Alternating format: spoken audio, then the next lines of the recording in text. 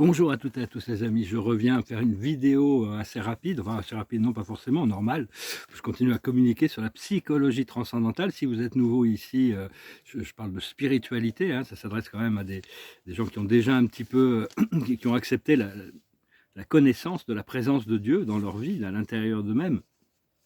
Tous les autres, je vous remercie de continuer à me suivre, hein, je vous remercie infiniment, je vous remercie aussi de continuer à soutenir la chaîne et de me soutenir, d'aimer, de partager, de commenter, de souscrire, et pour vos dons.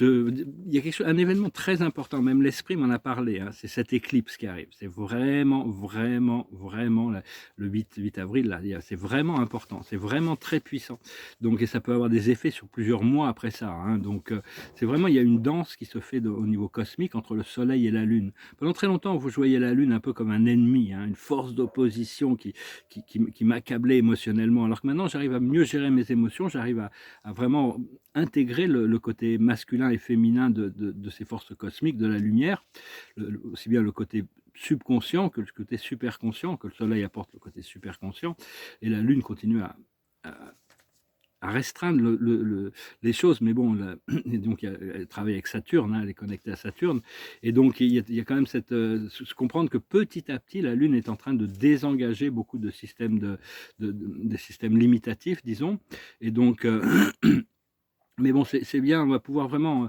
s'ancrer sur une nouvelle énergie, et il y a vraiment un portail vers les dimensions supérieures qui va s'ouvrir encore plus profondément, plus fortement, pour que beaucoup plus de gens puissent l'accéder à partir de cette éclipse.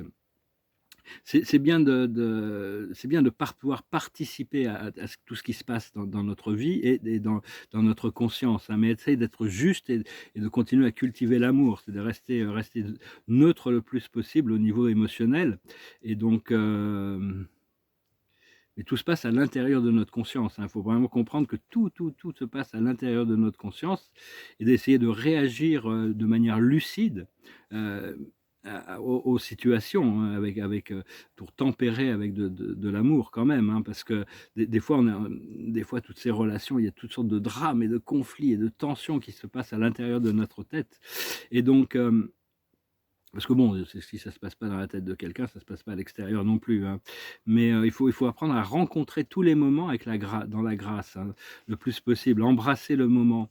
Et donc, personnellement, je me demande s'il y a il y a des maîtres ascensionnés qui sont passés parce que j'ai dû passer, hein. J'ai traversé vraiment les cercles de l'enfer avec cette relation karmique là. Puis tout d'un coup, ce matin, ça fait 1 an que je la connais, ça fait des mois qu'elle me fait pas traverser l'enfer, et tout d'un coup, tout s'est dissous. J'ai cette autre relation d'âme qui s'est mise en place et qui est beaucoup plus stable, beaucoup plus légère, beaucoup plus joyeuse, bien que l'autre soit vraiment extrêmement dynamique, hein, quelqu'un d'une femme magnifique. Mais enfin, ça s'est dissous, hein, donc je me pose pas trop de questions, je fais confiance, on verra bien, mais je me demande pourquoi, il y a forcément une utilité pour laquelle on m'a fait subir toutes ces choses dont je ne peux pas parler, mais c'était quand même assez infernal. Et donc oui, hein, comprendre que le moi supérieur est seulement intéressé par l'ascension, par l'évolution de la conscience. Il n'est pas trop intéressé par toutes les circonstances terrestres. Et notre moi supérieur, notre âme, notre surâme, nos guides, ont même un moi supérieur. Il n'y a que Dieu qui n'a pas de moi supérieur. On pourrait dire que l'être suprême, c'est le moi supérieur du grand univers, comme le Dieu l'ultime, c'est le moi supérieur de l'univers maître. Tout le déploiement cosmique éternel qui va arriver. Bon, on n'en est pas encore là pour le moment, mais comprendre qu'il y a toujours des niveaux au-dessus, hein. C'est comme si on est dans une école, il y a toujours des esprits qui sont autour, qui regardent, qui observent, qui utilisent un petit peu tout ça pour l'évolution, pour nous éduquer aussi, et même derrière, il y a il y a toujours encore d'autres présences, hein. Et donc, parce que la vie, elle est en train la plupart des gens n'ont aucune connaissance de la vérité de cette réalité éternelle, de qui ils sont. Mais par contre, ils sont très sûrs de leurs croyances. Et actuellement, avec tout ce qui arrive, tout ça, ça va éclater en morceaux. Toutes ces vieilles croyances limitées, hein, ça fonctionne de moins en moins. Et donc, on doit faire tout ce que l'on peut pour aider la conscience collective, hein, pour assister. Même si des fois, moi je me retrouve avec des situations d'une complexité extrême. La seule chose que Dieu peut me dire, c'est fais confiance. Et puis en fin de compte, au bout du temps, les procédés finissent par se résoudre par eux-mêmes, hein, de toute manière. Donc, puis il y a des choses qui sont impossibles dans la troisième dimension, mais qui risquent d'être possibles dans la quatrième et la cinquième. Donc bon, il faut avoir confiance, pas rester dans les normes sociétales, disons, hein, même si ça peut paraître bizarre. Moi, je me suis sortir de toutes mes boîtes. Même si c'est un peu, ça peut créer un peu de confusion, hein, parce que, mais on se doit se dire, moi je dois me dire, il doit y avoir un service par rapport à cette relation que j'ai eue là, ça devait servir ou son âme, ou mon âme, ou le collectif, hein, je ne sais pas trop pourquoi j'ai dû passer par là. Enfin bon, c'était c'était intéressant. Enfin, en regardant en arrière, c'était assez unique quand même. Et donc, parce qu'il y a plein d'anciennes connexions d'âme qui reviennent, hein, des connexions fortes, c'est que des connexions quand il y a de l'amour, c'est profond, c'est qu'il y a une connexion d'âme, et il y en a plein qui sont en train de revenir, hein, il y a un regroupement des familles, hein, donc il faut voir ça comme une bénédiction, et le retour du Christ aussi, hein, le retour de l'amour à l'intérieur, hein, c'est important, la lumière blanche dorée de l'âme. Au plus on arrive à intégrer cette lumière blanche dorée, et l'or, la lumière blanche, la lumière dorée, au plus on va se sentir dans notre pouvoir, hein. Et on est cette présence du Christ, on est la présence de l'amour, on est là, et on est là pour rester, hein. Je pense on a encore beaucoup à faire ici, et parce que Dieu nous a donné le pouvoir, la sagesse et l'amour. Une fois qu'on a découvert ces pouvoirs, ces trois pouvoirs infinis que Dieu pratique constamment, hein.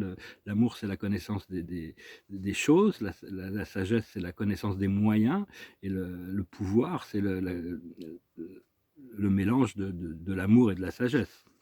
Et donc, enfin, on doit pouvoir créer, on doit pouvoir utiliser tout ce que l'on a pour créer un monde merveilleux, un beau monde, hein. Et et aussi reconnecter à tout ce collectif spirituel. C'est très important, ou galactique, mais de prendre ça en conscience, qu'on a besoin, c'est vraiment essentiel de reconnecter à toute cette famille extraordinaire. Et là, j'étais dans un état de connexion où je me disais, mais c'est tellement extraordinaire, c'est mieux que le sexe, hein. Et le Christ était venu me voir en 2003, je me permets une petite anecdote, je venais de rentrer en France, j'étais un peu paumé, hein, je veux dire, après plusieurs aux États-Unis, j'étais un peu paumé, je n'avais pas de vie sociale, et je regardais sur un site de rencontre sur Internet, puis il y a le Christ qui est descendu, il m'a dit non, non, viens de nous voir, c'est mieux là-haut, c'est mieux là-haut, mais à l'époque, je n'ai pas compris. Finalement, il est reparti en me disant, aime-les toutes, l'amour, l'amour, l'amour.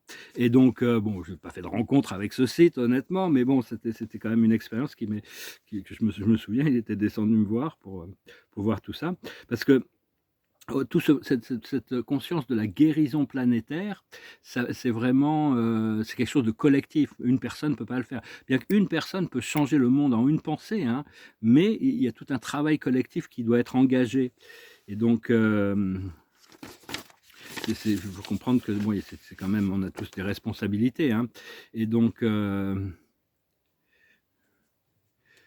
ça, c'est vrai. Donc ça oui, non, ça, ce que j'ai pris des notes, mais bon, vu que les situations changent tellement vite actuellement, c'est même plus nécessaire d'en parler. Et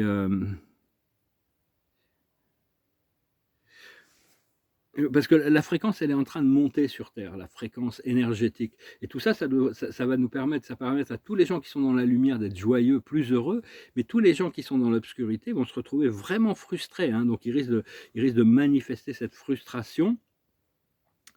Et comprendre que l'obscurité et la lumière sont des associés, ils sont partenaires. Dieu les a créés ensemble pour évoluer. Et après ça, ça a été déformé, détourné. Et donc maintenant, on va nettoyer tout ça pour pouvoir reprendre l'habilité d'utiliser aussi bien l'illusion que la vérité, la lumière et l'obscurité, pour notre propre évolution, hein. C'est le yin et le yang. Je les ai rencontrés, ces deux êtres extraordinaires qui sont toujours ensemble en train d'égaliser les choses. C'est des observateurs, c'est un logos universel. Et donc, mais enfin, la lumière et l'obscurité travaillent ensemble, ils sont associés, ils sont partenaires.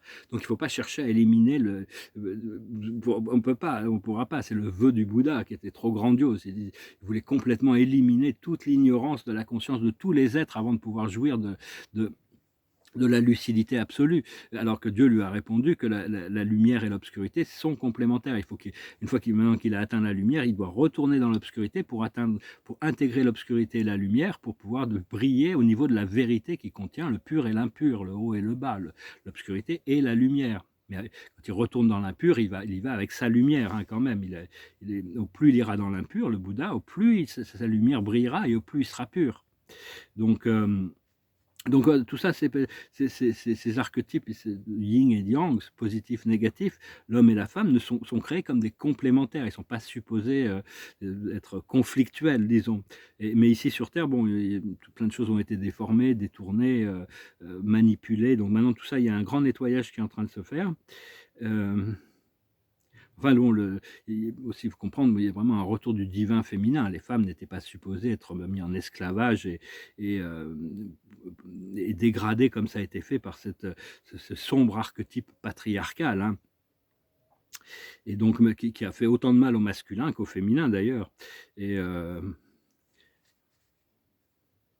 oui, c'est-à-dire qu'un choix que l'on peut faire peut changer, en une journée, peut tout changer pour tout le monde, hein. C'est le pouvoir de l'attraction, le pouvoir de, c'est très, très puissant. Bon, en tout cas, je suis très heureux pour cette relation qui s'aligne. Là, je vois ça devant moi. Et mon portail de lumière qui est en train de... Tout ce que j'attends arrive aussi, hein. L'observateur de la journée, c'est le penseur. Il faut avoir des plans, hein. Il faut commencer à avoir des stratégies, des plans, qu'est-ce qu'on veut, c'est bien de continuer à cultiver des détails dans son rêve.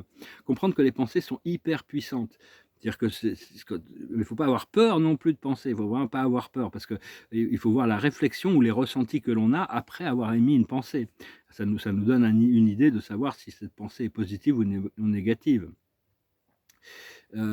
Retourner au monde des sensations et des ressentis, hein, les sons et les lumières, c'est un petit peu ce qui se passe au niveau de l'intérieur, ce royaume intérieur, et utiliser l'esprit mental inférieur petit à petit pour qu'il s'intègre au mental supérieur, au mental divin. Et donc, parce que bon, en réalité, toutes mes difficultés par rapport à ce que je dois vivre au niveau de ces connexions d'âme, c'est parce que c'est le temps, c'est parce que dans le futur, les choses sont déjà réalisées, mais dans le temps, les circonstances sont tellement décalées. C'est généralement ça, avec ça, les connexions d'âme. On rencontre une connexion d'âme, on le ressent très fort, et on le projette dans un temps linéaire où ça n'existe pas. Mais dans d'autres réalités, dans d'autres temps, c'est une vérité, sinon on ne pourrait pas le ressentir. Donc c'est un peu, il faut arriver. Personnellement, je sais que je vais rentrer dans une réalité assez paradisiaque, hein. La meilleure chose, la réalité du paradis, c'est que Dieu est toujours présent. Et donc, puis bon, ça représente, il y a toujours cette richesse, cette abondance, cette joie, ce bonheur, cette lucidité. Mais enfin, c'est pas toujours facile de gérer toutes ces connexions de cœur qui sont là toujours, hein, bien qu'il n'y a qu'une seule âme, toutes les âmes sont connectées entre elles, hein, mais bon, il y en a qui en a plus il y en a qui sont dominantes à l'intérieur de nous, comme cette personne était devenue dominante à l'intérieur de moi avant de disparaître. Et donc, parce que c'est quand même des grands amours, c'est des choses très puissantes. Donc il faut avoir confiance et savoir que Dieu va faire ce qu'il doit faire, hein, de toute manière pour tout le monde. Il va pouvoir que ça marche. Bon, je ne dirais pas cette note parce que bon, ça a plus pour trop de cohérence maintenant que cette personne a disparu. Et, et puis des fois, elles partaient toutes les deux. Alors bon, alors bon, parce qu'elles étaient en colère, parce qu'il y avait un problème, c'était une sorte de jalousie, hein, donc au niveau, parce que j'ai dû les présenter. Et parce que je sais que idéalement, je veux ces personnes pour le reste de ma vie, dans ma vie, on est famille, hein, c'est pas une question de c'est moi, je possède, c'est moi, je suis d'abord, mais enfin bon, apparemment. Donc je dis oui, alors je partais, parce que si elles n'en veulent pas, je pars. Et puis alors là, je commence à sentir des plaintes et de la souffrance, de la séparation. Je veux te virer, mais ne pars pas, quoi. Je veux dire, bon, alors là, je reviens et tout. Mais enfin, c'est très subtil, tout ça, c'est des choses qui se passent au niveau profond.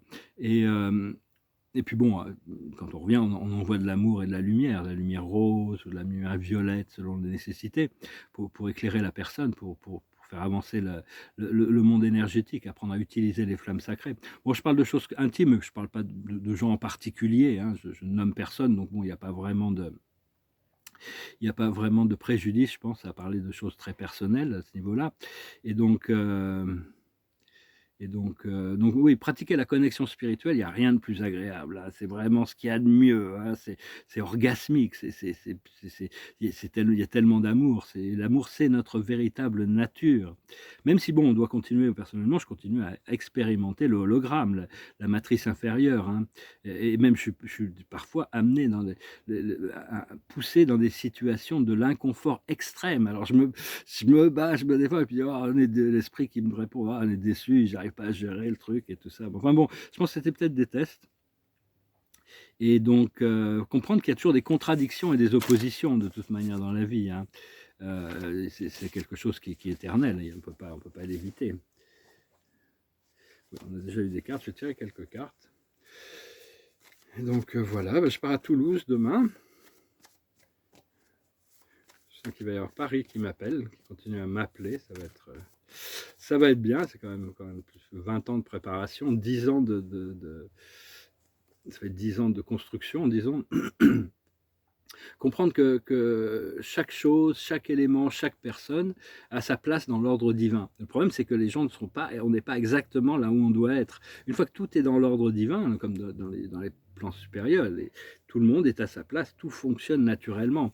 Donc c'est arriver à mettre les choses en place, même au niveau relationnel, savoir quelle est la relation, comment les relations fonctionnent.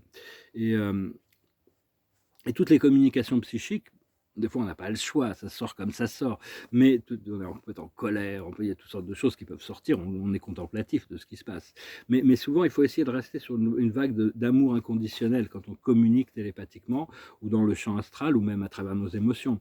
Bon, après ça, s'il y a des relations sentimentales, l'énergie est chargée de différentes énergies, qui sont encore différentes, mais puis il y a l'ego qui réagit à tout, hein. On est constamment exposé à la colère, à l'avidité et à la stupidité. Je vais un peu revenir là-dessus, ce qui vient de l'ignorance. L'observateur de la journée, c'est les anges, hein. Les anges sont là, hein, quand même, ils guident le procédé. Et donc maintenant, on arrive à la complétion, ils vont être beaucoup plus présents. La plus haute sagesse, c'est les finances qui sont là, qui arrivent,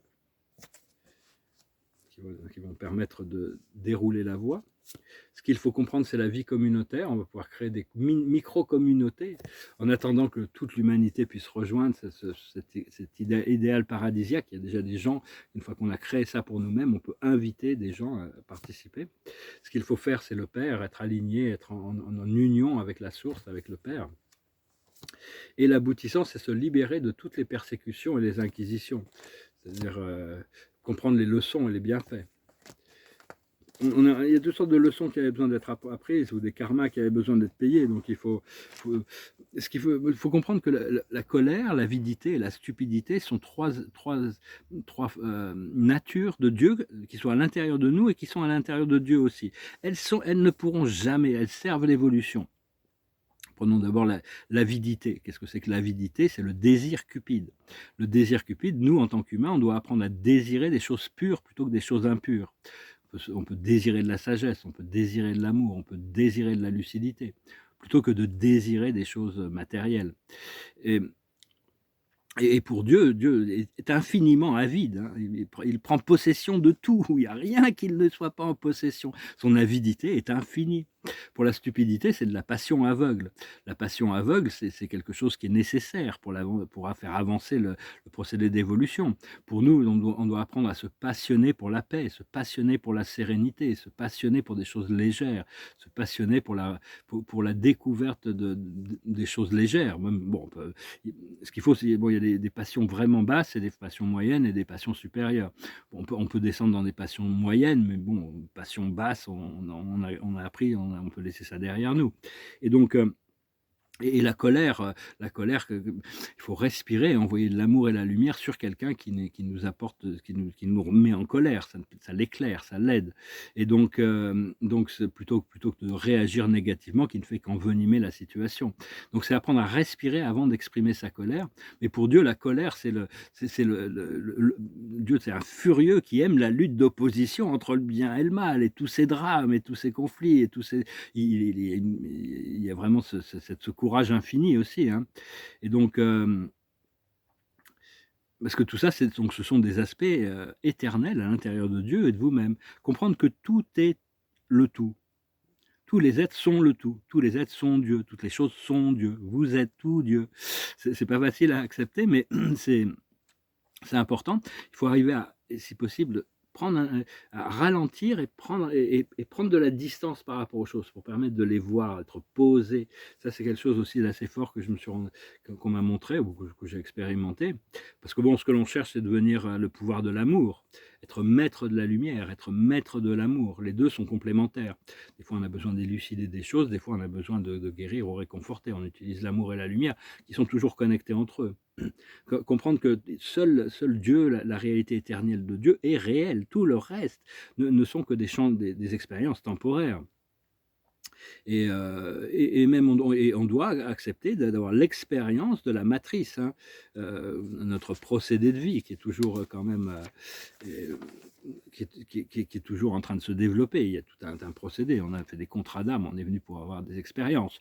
Donc il faut les accepter et petit à petit laisser notre moi supérieur sculpter la voie pour nous. Quelque chose que j'ai réalisé de très important, l'esprit était très content que je puisse réaliser ça hier.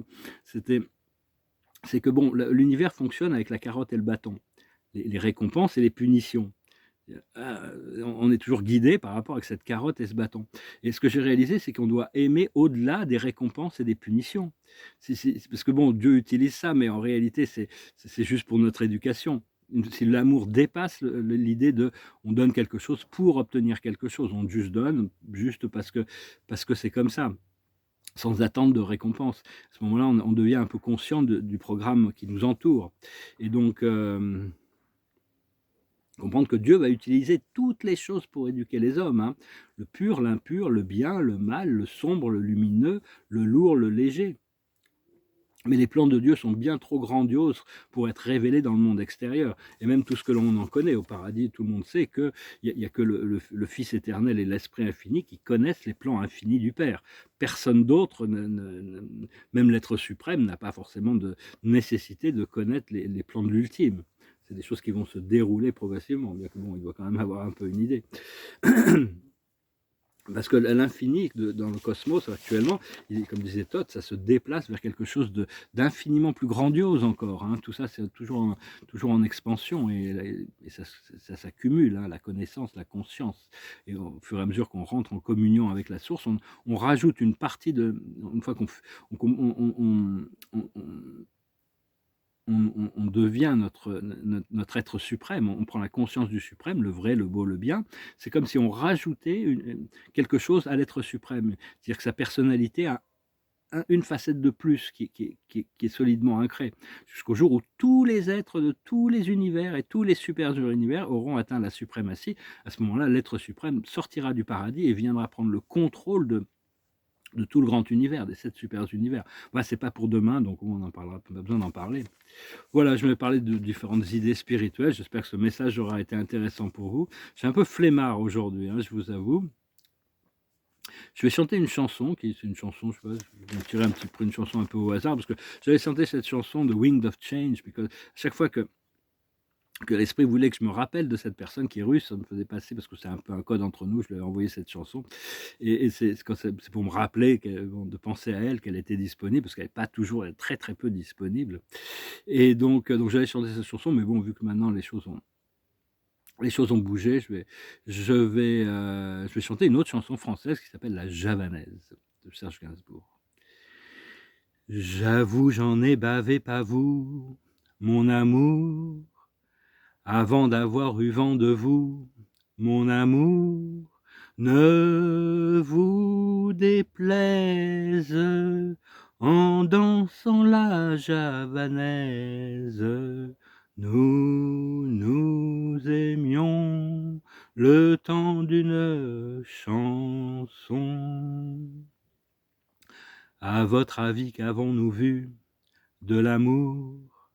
De vous à moi, vous m'avez eu, mon amour. Ne vous déplaise en dansant la javanaise.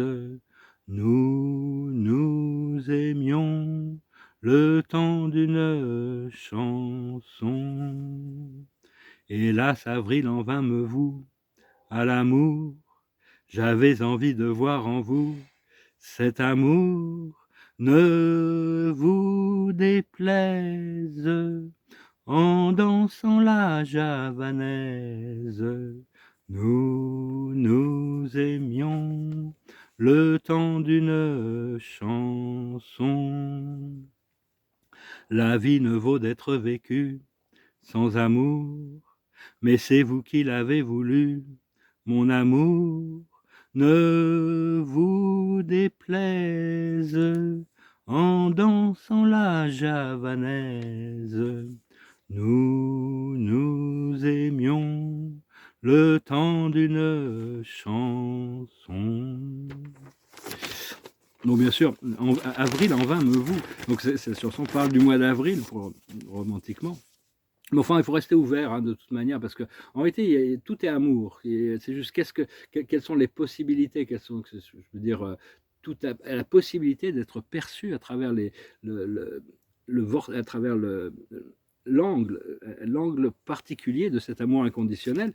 Et puis après ça, on rencontre les situations, on les embrasse comme elles viennent, mais il ne faut surtout pas lâcher prise de tous les attachements. Hein. On va être vraiment secoué, parce que bon, c'est ce qui arrive, hein, ces énergies d'avril, là, elles vont vraiment secouer un peu tout l'arbre. Hein. Et justement, c'est la percée, hein. On arrive vraiment à la percée aujourd'hui. La plus haute sagesse, c'est les voyages. Il y a plein de voyages qui arrivent.